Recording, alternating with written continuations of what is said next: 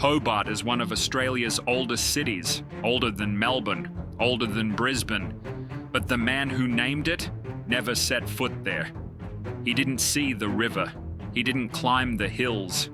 He didn't meet the people trying to survive there. Yet his decision still defines the city today. This is the story of how Hobart got its name, and what that says about how Australia was built. Part 1. Before Hobart had a name. Before it was Hobart, the settlement was known as Risdon Cove. It wasn't chosen for beauty. It wasn't chosen for comfort. It was chosen out of fear. In the early 1800s, Britain was terrified that France would claim Tasmania, so they rushed to plant a flag. Risdon Cove was never meant to be permanent. It was an outpost, a warning sign, a placeholder. The conditions were brutal, supplies were limited. The location itself turned out to be poorly chosen. Within a year, most settlers abandoned Risdon Cove and moved south to what would later become Hobart. At this point, the settlement still didn't matter much. It barely existed on official maps. The settlement was named Hobart Town in 1804 by David Collins, the first Lieutenant Governor of Van Diemen's Land, to honour Robert Hobart, 4th Earl of Buckinghamshire, the Secretary of State for War and the Colonies, a man who never went there. Part 3. Why Lord Hobart? Lord Hobart wasn't an explorer. He wasn't a settler. He wasn't involved in Tasmania directly. He was a politician. Naming places after powerful figures was how colonial loyalty was signalled.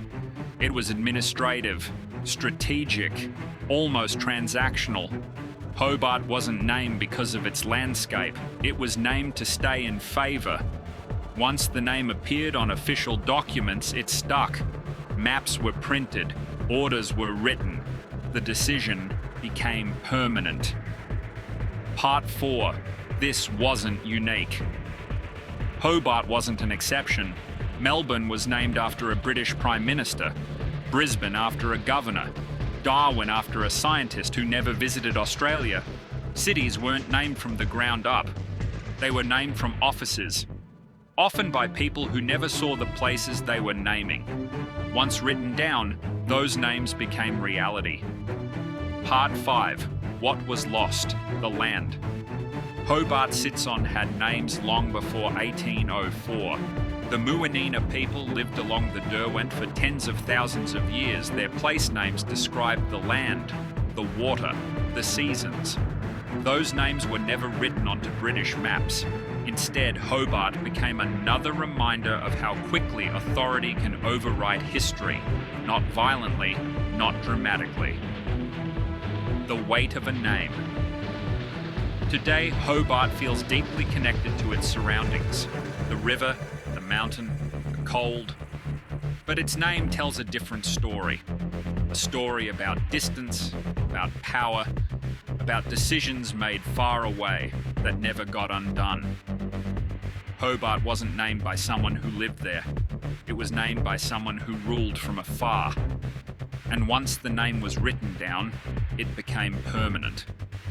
Australia wasn't named slowly. It was named deliberately. Thanks for watching. Aussie Breakdowns for more. Please like and subscribe. Thanks.